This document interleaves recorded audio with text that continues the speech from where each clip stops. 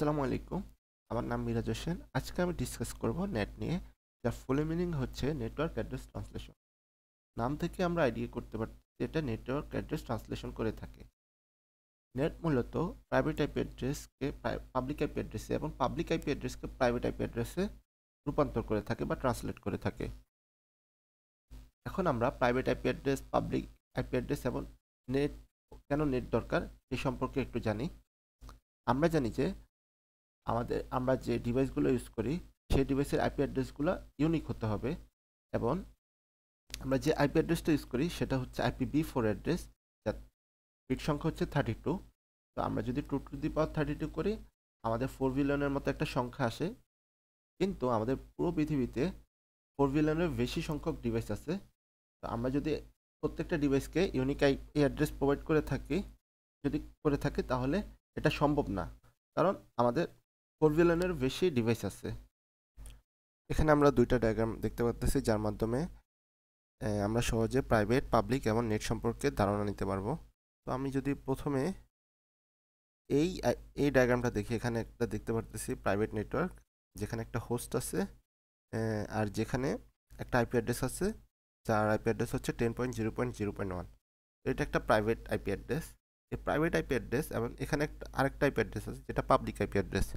তো আমরা প্রথমে প্রাইভেট পাবলিক সম্পর্কে একটু এগুলো বলতে কি বোঝাচ্ছে সেটা একটা সেকেন্ড ডায়াগ্রামটার মাধ্যমে বুঝি। তো এখানে আমরা দেখতে পারতেছি তিনটা ডিভাইস যেগুলোর আইপি অ্যাড্রেস হচ্ছে 10.0.0.1.2.3।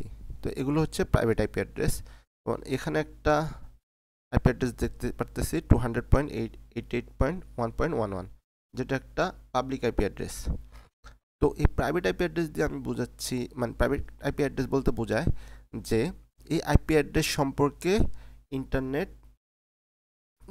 এই আইপি অ্যাড্রেসগুলোকে ইন্টারনেট চিনে না বা জানে না। তার মানে হচ্ছে যে আমরা সরাসরি কোনো সার্ভারে যদি অ্যাক্সেস করতে চাই এই আইপি অ্যাড্রেস দিয়ে অ্যাক্সেস করতে পারবো না, কারণ এগুলো প্রাইভেট আইপি অ্যাড্রেস, এবং এইসব আইপি অ্যাড্রেসকে ইন্টারনেট বা কোনো সার্ভার ওয়েবসাইট এই আইপি অ্যাড্রেসগুলোকে চিনে না। তো আমাকে অ্যাক্সেস করতে হলে এই আইপি অ্যাড্রেসগুলোর করসপন্ডিংয়ে একটা পাবলিক আইপি অ্যাড্রেস থাকে।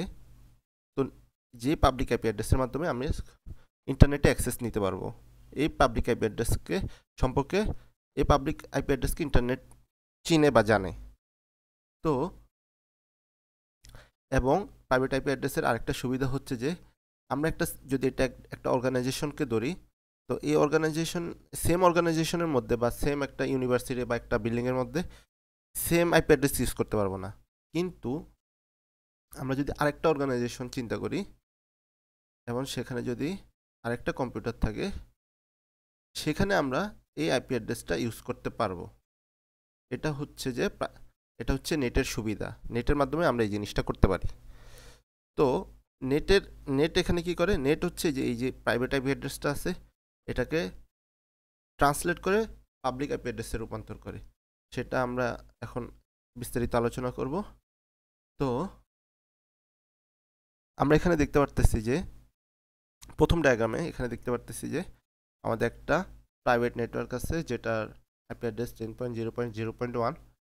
তো আমরা সাপোজ একটা সার্ভারে অ্যাক্সেস করতে চাইতেছি যার আইপি অ্যাড্রেস হচ্ছে 200.100.10.1।